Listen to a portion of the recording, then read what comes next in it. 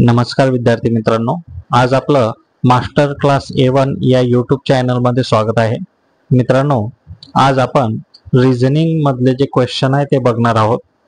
फार वेळेस स्पर्धा परीक्षेला प्रश्न चिन्हाच्या जागी कोणती संख्या येईल या पद्धतीचे प्रश्न विचारले जातात. त्यातलाच एक आज प्रश्न आपण आज घेणार आहोत. तर प्रश्न असा आहे की h बरोबर 64, d बरोबर 16, तर g बरोबर किती? हा प्रश्न जेव्हा आपण बघतो त्यावेळेस मित्रांनो, आपण या प्रश्न वाचल्यानंतर थोडा विचार करणं गरजेचा असतो. एक सिरीज किंवा एक पॅटर्न आहे का हे सुद्धा लक्षात घेणं गरजेचं आहे. मग यात आपण पॅटर्न बघूया काय येतं. तर बघा, हा d बरोबर 16 बघितल्यावर तुमच्या लक्षात येत असेल की d चा जो अनुक्रमांक आहे तो 4 आहे आणि 4चा जर वर्ग केला मित्रांनो तर येतो 16. म्हणजे हा पॅटर्न इथे मॅच होतोय. तसंच दुसरा आपण व्हेरीफाय करण्यासाठी बघू की h बरोबर 64 येतात आहे का.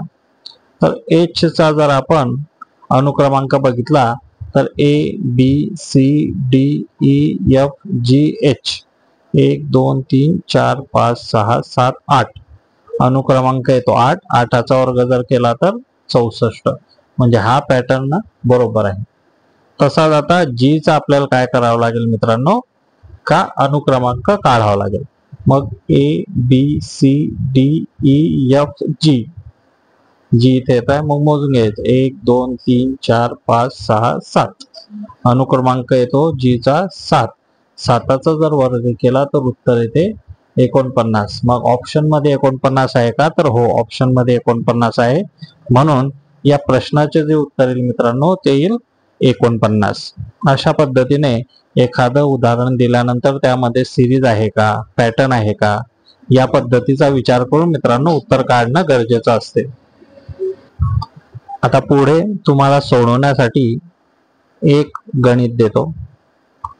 का h बरोबर 64, d बरोबर 16, तर t बरोबर किती आणि c बरोबर किती, हे दोघं उत्तर तुम्ही काढा आणि आपल्या व्हिडिओच्या कमेंट बॉक्समध्ये नक्कीच याचं उत्तर लिहा. धन्यवाद.